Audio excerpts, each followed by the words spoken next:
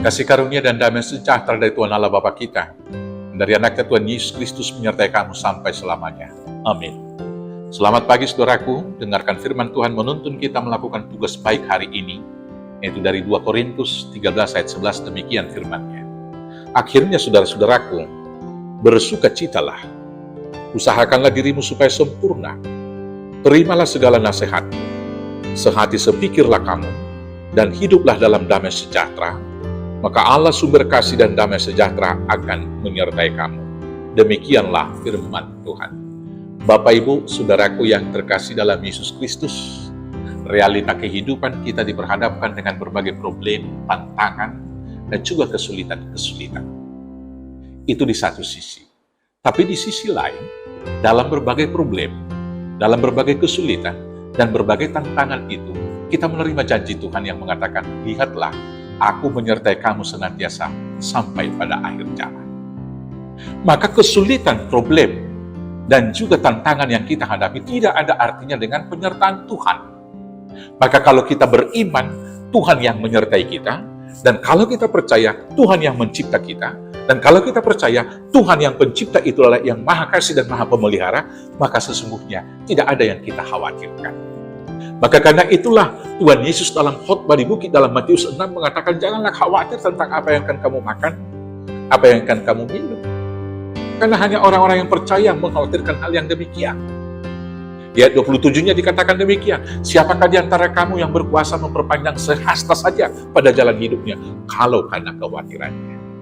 Maka karena itu, melalui firman hari ini kita diingatkan, orang yang sudah percaya bahwa Tuhan yang menyertai, maka tidak ada yang dikhawatirkan.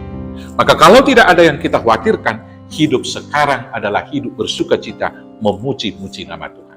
Kita dapat bersukacita adalah kalau kita mampu melihat penyertaan Tuhan dan bersyukur akan jaminan hidup yang telah diberikan Tuhan, baik jaminan hidup di dunia dan jaminan hidup di Yerusalem yang baru. Bersyukur atas hari ini, tiap-tiap pagi ketika kita masih bernapas, sama seperti burung-burung menyambut pagi hari, sama seperti semua ciptaan di alam raya ini yang bangun bersukacita. Kiranya kita juga demikian, tiap pagi kita bersyukur, bersukacita, memuji-muji nama Tuhan.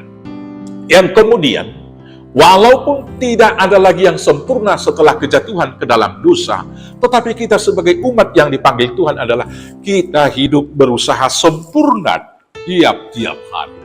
Menyempurnakan diri di dalam ibadah kita, walau hanya Tuhan yang mampu menyempurnakannya, tapi usaha dari kita harus ada. Maka karena itulah kita membaca kitab suci, berdoa tiap hari kalau mau tumbuh kepada kesempurnaan. Membaca kitab suci, merenungkannya supaya iman kita jangan padam. Karena doa adalah nafas hidup orang beriman. Maka berdoa terus-menerus tiap hari itu harus menjaga iman kita.